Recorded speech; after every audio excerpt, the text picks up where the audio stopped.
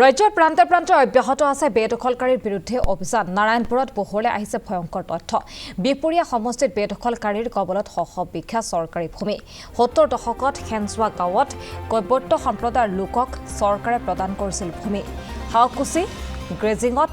একচনীয়া পট্টা প্ৰদান কৰিছিল এই লোকসকলক পৰৱৰ্তী সময়ত দাবী ধমকিৰে ভূমি দখল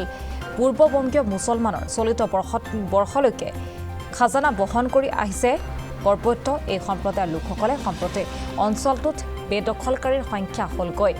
২৫০ ঘৰ বিহপুৰীয়া বঙালমাৰাৰ উপৰিও নগাঁও লগতে ঢিঙৰ পৰাও আহি থিতাপি লৈছে এই অঞ্চলটোত শীঘ্ৰেই বেদখলকাৰীৰ বিৰুদ্ধে মুখ্যমন্ত্ৰীক উচ্ছেদ চলোৱাৰ দাবী জনাইছে স্থানীয় লোকসকলে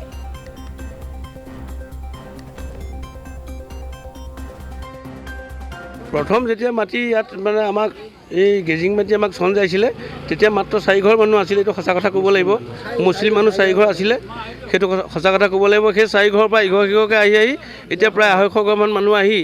হাওকুচি গেজিং গুচি এতিয়া মুছলিম গাঁও হ'ল মুছলিম গাঁও কেনেকৈ হ'ল মুছলিম গাঁও নামটো কেনেকৈ পালে সেই কথাটো আমি বুজি নাপালোঁ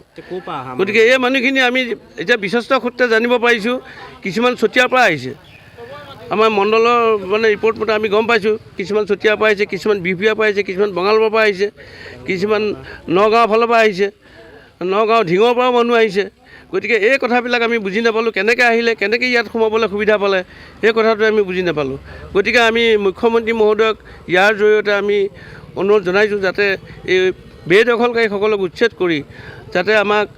এই পট্টাদাৰীসকলক মাটিটো চঞ্জাই দিয়াৰ ব্যৱস্থা কৰি অকণমান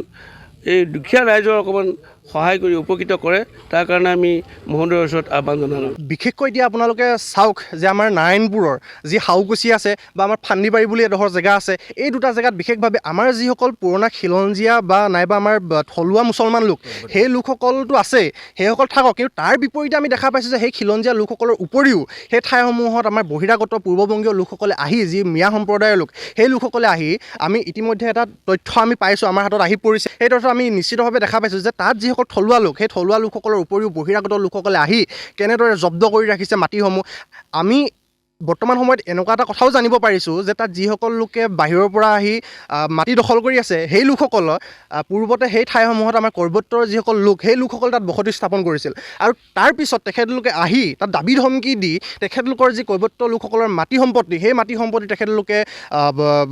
তেখেতলোকে অধিগ্ৰহণ কৰিছে আগ্ৰাসী এটা ৰূপত তেখেতলোকে লৈ লৈছে বুলি আমি জানিব পাৰিছোঁ